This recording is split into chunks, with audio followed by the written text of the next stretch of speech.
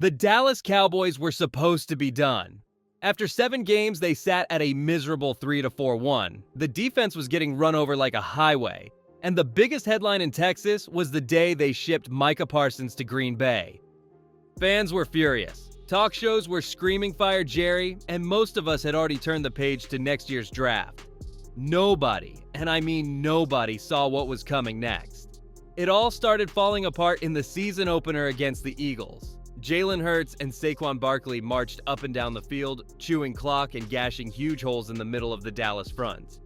That night felt like the new normal.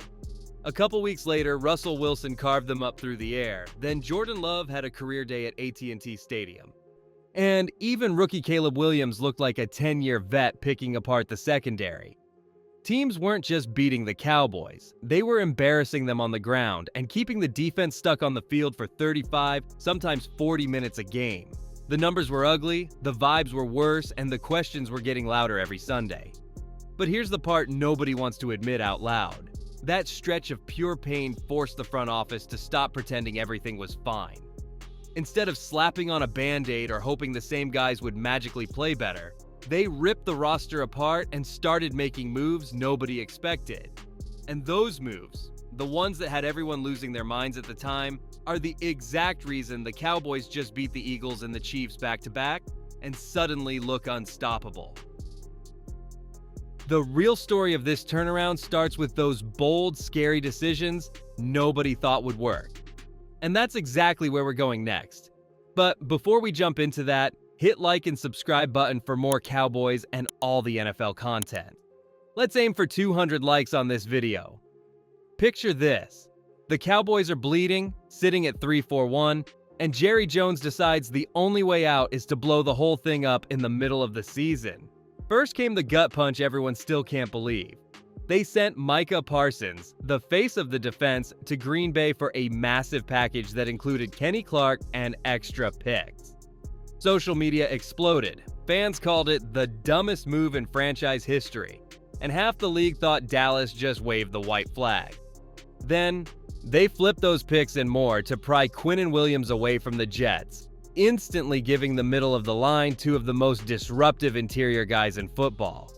On the same crazy deadline day, they swung a deal for George Pickens, handing Pittsburgh future capital so Dak Prescott finally had a true second star next to CeeDee Lamb.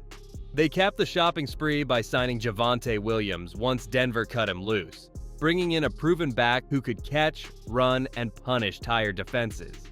In 48 hours, the entire identity of the team changed on paper, and every expert said it would take a full year for all these new pieces to gel. But the wildest part is how fast it actually worked. Quinnen Williams and Kenny Clark started wrecking pockets the very next week. George Pickens burned his old team for 100 yards in his debut, and Javonte Williams turned checkdowns into first downs like he'd been in Dallas forever. Moves that looked reckless and desperate on day one suddenly looked like pure genius by Thanksgiving. And the biggest payoff? That brand new front four is now the scariest thing offenses have to deal with every Sunday, which is exactly what we're breaking down next. Forget the flashy sack totals for a second. The real terror starts the moment the ball is snapped, when Quinnen Williams, Kenny Clark, and Osa Odigizua fire off the line and everything inside just collapses. Teams used to slide one blocker toward the edge and dare Dallas to win up the middle. Now they have to send 2. Sometimes 3 bodies just to keep those 3 monsters from meeting at the quarterback at the same time. That single change has turned a defense that once gave up chunk runs every drive into one that suffocates the run before it ever gets started. Watch any play from the last 3 weeks and you'll see the domino effect. Double teams on Quinnen and Kenny leave Jadeveon Clowney one-on-one on the edge, and suddenly he's living in the backfield again. DeMarvion Overshone is flying sideline to sideline because he's not stuck scraping over pulling guards anymore. Even when the stat sheet only shows 2 or 3 sacks, the tape is full of holding calls, throwaways, and quarterbacks tapping out early because the pocket is getting shoved into their lap. The Chiefs gained 28 points on the scoreboard, but they spent most of the night running for their lives. This is the exact blueprint Jerry Jones has preached about for a decade. Win the line of scrimmage first, make everything else easier. For the first time in years, it's actually happening, and it's turning good players into game wreckers every week. But an elite front only gets you so far if the quarterback can't take advantage of the short fields and extra possessions it creates. And that's where Dak Prescott has quietly turned into something scary. We're heading there next. Something flipped in Dak Prescott the minute the new pieces showed up. He's not just throwing the ball anymore. He's dictating the entire game like a coach on the field. Against Kansas City, he saw the corner blitz coming before the corner even moved, took one hitch, and launched a perfect 50-yard strike to CeeDee Lamb while a defender was hanging off his arm. That throw wasn't luck. It was a man who already knew the answer before the question was asked. Then there was the play everyone keeps replaying. Pocket crumbling, first two reads covered, and instead of forcing it into traffic, he calmly slid left, stared down the linebacker, and the second the linebacker bit, he flipped the ball over the top to Javonte Williams for 6. No panic, no happy feet, just pure control. His eyes are doing things they've never done before. Holding the deep safety with a glance, moving linebackers with a shoulder fake, freezing the entire middle of the field so his receivers can run wide open 5 yards behind the defense. He's playing with the kind of quiet confidence that makes defenses feel helpless. And when you give a quarterback playing at this level 2 receivers who can take the top off at any second, you get something that's almost unfair to defend. That connection between Dak, CeeDee Lamb, and George Pickens is turning good drives into explosions every single week. And that's exactly what we're diving into next. Defenses are now stuck in a nightmare math every Sunday. If you jam the line and put 2 bodies on CeeDee Lamb, George Pickens gets single coverage on the backside and it's over. He's already cooking corners with double move fades and one-handed snags that turn routine third downs into 30-yard gains. Flip the help to Pickens' way and Lamb turns a simple slant into a track meet, leaving safeties grasping at air while he racks up yards after the catch like it's personal. They don't even win the same way. And that's what makes it impossible to stop. Lamb is all quickness and nasty at the line, snapping routes so sharp that defenders are still backpedaling when he's already 5 steps past them. Pickens just bullies people, boxing out like a power forward, climbing the ladder, and ripping the ball away at the highest point. One play he's hurdling a corner for extra yards, the next he's toe-tapping a back shoulder throw in the end zone while the defender can only watch. Coordinators are burning their red challenge flags trying to figure it out, and they still walk off the field looking lost. Add in Jake Ferguson sneaking open over the middle and Kevontae Turpin burning the slot, and even when teams sell out to stop the big two, somebody else eats. This passing attack isn't just hot right now.